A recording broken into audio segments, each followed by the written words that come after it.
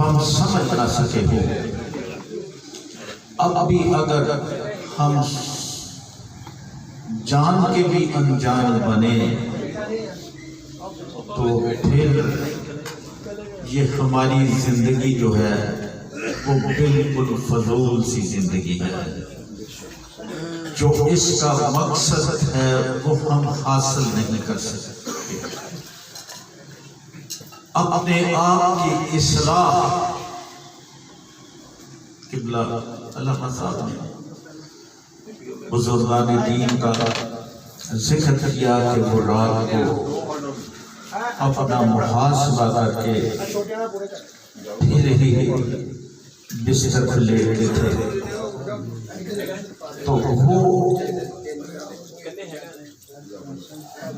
جو ان کی عزت و مقام، ان کا اخلاق، ان کا طرز حیات، وہ ہم سب کچھ ان کے بارے میں پڑھتے بھی ہیں، جانتے بھی ہیں، اور یہ بھی آپ دیکھ لیں کہ دادا صاحب جا کے دیکھ لیں، سبحان اللہ، کیا انہوں نے کوئی اپنے پیچھے جائیداد چھوڑی ہے؟ نہیں چھوڑی ہے۔ دن رات وہاں پہ رحمتوں کا نزول، درودوں کی صدائیں، سبحان اللہ، اللہ کا ذکر، بے شک بے شک، اور سورہ فاتحہ کا ورد، سورہ یاسین، جو بھی جاتا ہے وہ کچھ نہ کچھ تو وہاں پہ پیش کر کے آتا ہی ہے۔ بے شک، ان کے ان کو اللہ، اور دیکھیں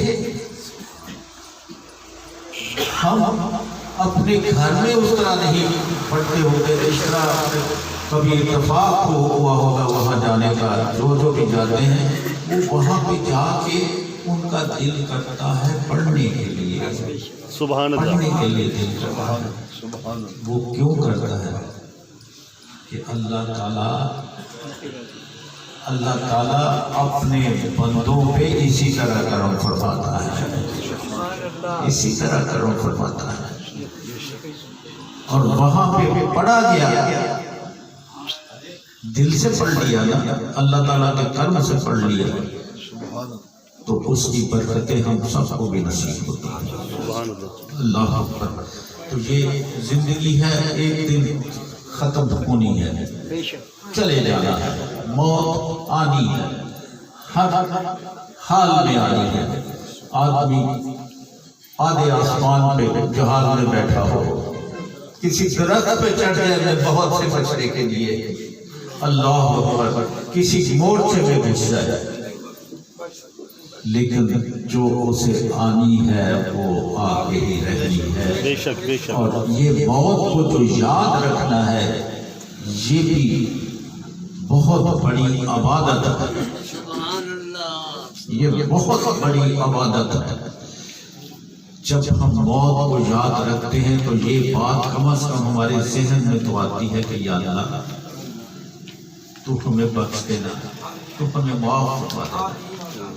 تو معافی کا مانگنا اس سے، وہ تو اتنا غفور الرحیم ہے کہ دل میں اگر تھوڑا سا بھی اس کی رحمت کا خیال آ گیا، اپنے گناہوں کا تصور کر لیا، تو وہ کہتا ہے کہ بندے تو میرے در پہ آ کے مجھ سے معافی مانگ رہا ہے، اور میرے در سے کوئی آدمی خالی جا نہیں سکتا، جا نہیں سکتا۔ جس طرح علامہ صاحب نے نماز کے بارے میں کہ نماز اس طرح پڑھو کہ اگر نہیں ہم اس طرح پڑھ سکتے تو کم از کم یہ تصور ہم لے آئے کہ میرا اللہ مجھے دیکھ رہا ہے، تو پھر دیکھیں کیفیت کس طرح بنتی ہے۔ بے شک، بجائے اس کے کہ اور ہم وسوسوں کی طرف چلے جائیں، اگر ایسا وسوسہ آئے تو ہمیں اسی وقت اپنا دھیان اس طرف کہ میرا اللہ مجھے دیکھ رہا ہے، وسوسے ختم ہو جائیں گے انشاءاللہ، انشاءاللہ عزیز۔ تو اپنی زندگی کو آسان بنانے کے لیے اپنے بچوں کی تربیت میں ماں باپ کا کردار سب سے اہم ہے۔ جو ماں باپ کی ادائیں ہوتی ہیں وہی بچہ بناتا ہے۔ ایک باپ اگر سگریٹ پیتا ہے تو اس کا بچہ بھی سگریٹ پیے گا، اور باپ کو اپنی خامی نظر نہیں آئے گی، وہ اپنے بچے کو کہے گا کہ تو سگریٹ کیوں پیتا ہے۔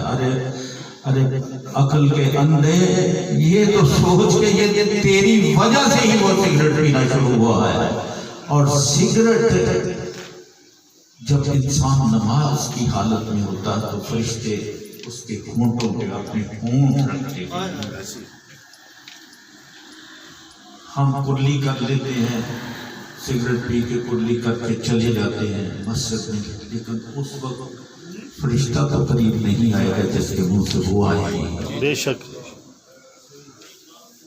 جو بھی سگریٹ پیتا ہے، میں کہتا ہوں کہ وہ اپنے اللہ تعالیٰ کا کفران نعمت کرتا ہے، وہ اللہ تعالیٰ کے رزق کو دیے ہوئے کو وہ آگ لگاتا ہے۔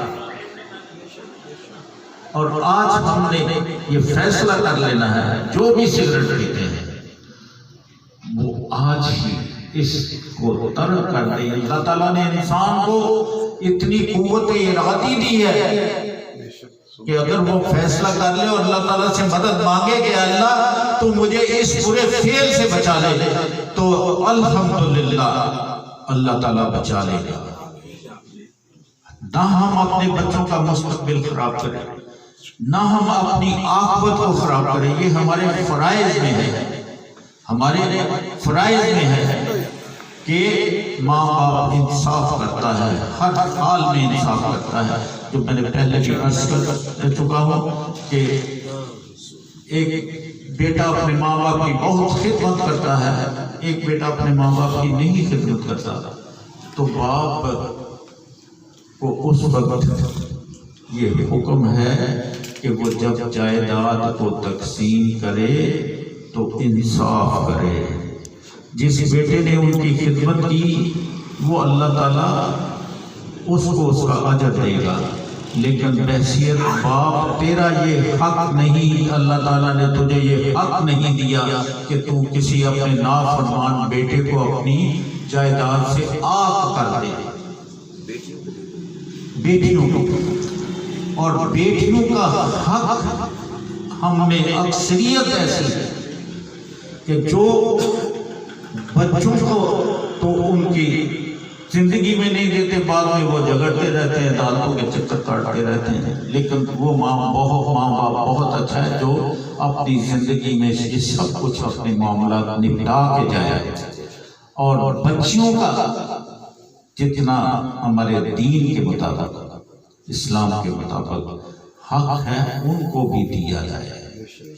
ہم اس کو نظر انداز کر دیتے ہیں۔ بچی ہم کہتے ہیں کہ جی ہم نے جہیز دے دیا، بھئی اگر آپ نے بچی کو جہیز دیا ہے تو اس کو اس کے حصے میں تصور نہ کرے، اپنی جائیداد کے اس حصے میں تصور نہ کرے۔ اپنی جائیداد میں جتنا اس کا حصہ بنتا ہے اس کو دینا ہے، بے شک 1 روپیہ ہی تو نہ اس کے حصے میں آیا ہے، وہ دے کے سرخر ہو جائے۔ یہ نہ سوچیں کہ یہ میری بچی اب شادی شدہ ہے، یہ داماد کو چلے جائے گا، یہ ان کو چلا جائے گا، جانے دے۔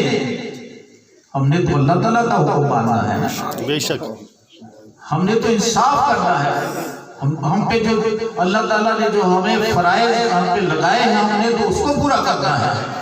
اللہ تعالیٰ ہمیں توفیق عطا فرمائے۔ قبلہ علامہ صاحب کے جو بیانات ہیں آپ کو پتہ ہے کہ جب سے آئے ہیں الحمدللہ بہت خوبصورت اصلاحی اور قرآن و حدیث کے مطابق ہوتے ہیں، اور کتنا خوبصورت مطالعہ ہے ان کا۔ نہ یہ گرجتے ہیں نہ یہ برستے تو ہے، یہ برستے تو ہے، برستے گرجتے نہیں لیکن دلوں میں بس جاتے ہیں۔ واہ واہ واہ واہ واہ۔ ٹھیک ہے، آج بھائی تمام دوست احباب اس وقت تقریباً 10 بجنے والے ہیں، مجھے بتائیں کہ کوئی آدمی ایسا ہے جس نے کوئی تھوڑا سا بھی یہ محسوس کیا ہوا کہ دیر ہو گئی ہے؟ میرا خیال کوئی ایسا نہیں، سب نے سیکھا ہے۔ اللہ تعالیٰ ہمیں توفیق عطا فرمائے۔ اب میں جناب قبلہ ہمارے بھائی